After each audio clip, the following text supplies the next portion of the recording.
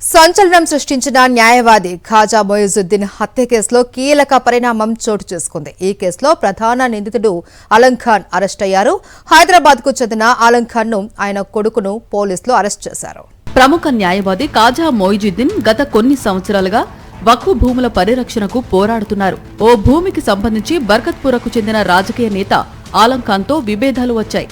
తమ ఆధీనంలో ఉన్న వక్ఫ్ భూమి విషయంలో జోక్యం చేసుకోవద్దంటూ ఆలం ఖాన్ అడ్వకేట్ ఖాజా మొయిజుద్దీన్ పై పలుమార్లు ఒత్తిడి తీసుకొచ్చారని సమాచారం. తీవ్ర స్థాయిలో బెదిరింపులకు దిగటంతో పాటు ఆ భూ వివాదం కేసు నుంచి వైదొలిగితే 2 కోట్లు ఇస్తామంటూ న్యాయవాది ఖాజా మొయిజుద్దీన్ కు ఆలం ఖాన్ ఆఫర్ చేశారని తేలింది. దానికి ఎంత మాత్రం అంగీకరించరని, వక్ఫ్ భూముల రక్షణ విషయంలో రాజీ పడబోనని మొయిజుద్దీన్ చెప్పడంతో ఆయన్ను హత్య చేయాలని ఆలం ఖాన్ ఆయన కుమారుడు భావించారని పోలీసుల విచారణలో తేలింది.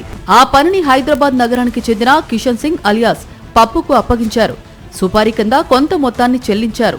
ఆ తర్వాత కిషన్ సింగ్ ఆ హత్య బాధ్యతను కవాడిగూడకు చెందిన సింగూరి అభిజిత్ అలియాస్ నాని, వినయ్, మణిదీప్లకు అప్పగించినట్టు పోలీసులు తేల్చారు. ఈ ముగ్గురు కారు కొని రెక్కీ చేసి ఇటీవల మొయిజుద్దీన్ను ఆయన ఇంటి సమీపంలో కారుతో ఢీకొట్టి హత్య చేశారు. స్టంట్స్ చేయడంలో అనుభవం ఉన్న అభిజితే ఆ రోజున కారు నడిపాడని పోలీసుల విచారణలో తేలింది.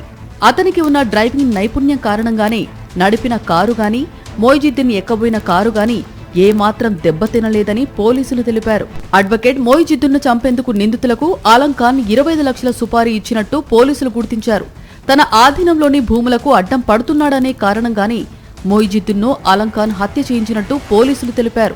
ఇక ఈ కేసులో ఆలం ఖాన్ కుమారుడు ముజాహిద్ ఆలం ఖాన్ తో సహా గ్యాంగ్లోని 4 నిందితులను కూడా పోలీసులు అరెస్టు చేశారు.